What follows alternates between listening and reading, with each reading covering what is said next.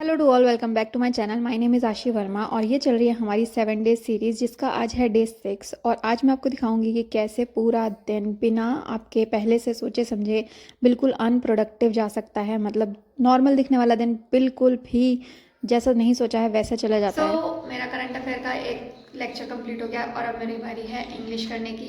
और इंग्लिश को भी मैं वीडियो से देख के और साथ में लिख लिख के प्रैक्टिस करके करती हूँ।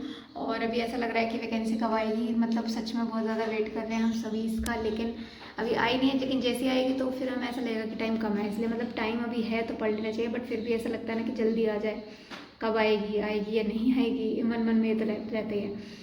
बट कोई नहीं, चलो अभी और कोई चारा भी नहीं है और कोई पेपर भी नहीं है, तो फिर इसके लिए ही पढ़ते हैं। मेरे लिए तो और कोई नहीं है। आपका कोई और एग्ज़ाम आ रहा है क्या? मुझे ये ज़रूर बताना कि आपका अभी लेटेस्ट कौन कौन से एग्ज़ाम आ रहे हैं, आप किस चीज़ की तैयारी कर रहे हो। और अभी फ़िलहाल तो करते हैं इंग्लिश और उसके बाद थोड़ा सा ब्रेक लेके फिर करेंगे आगे का टास्क कंप्लीट। तो चलो इंग्लिश करते हैं। स्टार्टिंग मैंने अपनी डेली रूटीन की तरह ही करी थी, जिसमें मैंने पहले करंट अफेयर और इंग्लिश कर लिया था और आराम से मेरे को पता था कि मुझे आगे क्या क्या करना है। बिल्कुल मेरा डे बिल्कुल सेट था, जो भी मुझे करना था उसी के अकॉर्डिंग मैं चल रही थी। और अभी मेरा ये फर्स्ट टास्क चल रहा है जिसमें मैंने इंग्लिश भी डन कर ली है। तो ये तो मेरा इंग्लिश का काम वैसे डन हो गया है, लेकिन साथ के साथ मेरा ये शायद ये भी ख़राब हो गया है, क्योंकि मैं इसको हटा रही हूँ और ये हट ही नहीं रहा है। तो पता नहीं क्या हुआ इसको। चलो खैर, आज का काम तो हो ही गया है, बस थोड़ा सा रह गया है, उसके बाद मैं लगाती हूँ टिक। और इसका पता नहीं क्या करूँ मैं, कुछ भी नहीं लिखा जा रहा है, मतलब लिखा जा रहा है लेकिन हट नहीं रहा है। चलो कोई नहीं, देखती हूँ। कॉपी पेन ही यूज़ करेंगे फाइनली, वही है हमारे साथी। तो चलो इंग्लिश का काम हो चुका है ख़त्म, तो इंग्लिश पे तो टिक लगा ही देते हैं। आज है हमारा 6th डे और उसका पहला काम कंप्लीट हो चुका है। अभी मैं थोड़े से ब्रेक के बाद आती हूँ, मुझे शायद अभी कहीं जाना है और मुझे नहीं लगता कि मैं इसके बाद अभी आगे का काम जल्दी कंप्लीट कर पाऊँगी, क्योंकि अचानक से मुझे कहीं जाना पड़ता है।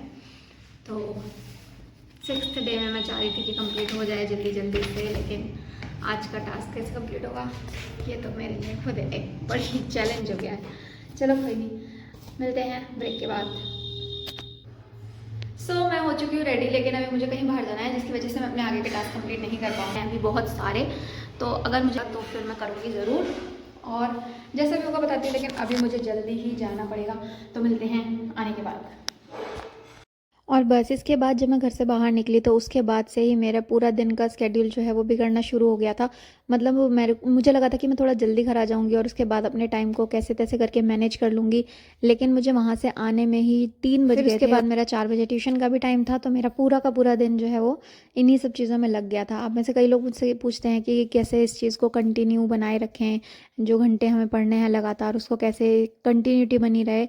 तो ऐसा होता है कि बीच बीच में कोई ना कोई एक दिन ऐसा निकल जाता है जिसमें कोई और काम आ जाते हैं, या फिर हमारे जो घंटे होते हैं वो पूरे नहीं हो पाते, या जो भी हमारे टारगेट हैं वो कंप्लीट नहीं हो पाते।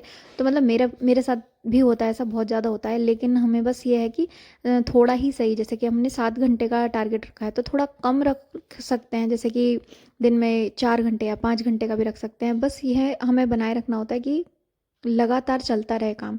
तो बस यही सब मैं कोशिश कर रही थी कि मैं बाद में पढूँ, लेकिन घर आने के बाद जो भी मैंने पढ़ा उसको मैंने शूट नहीं किया, क्योंकि मैं पूरे दिन रिग्रेट में थी कि मैंने पढ़ाई कम करी है।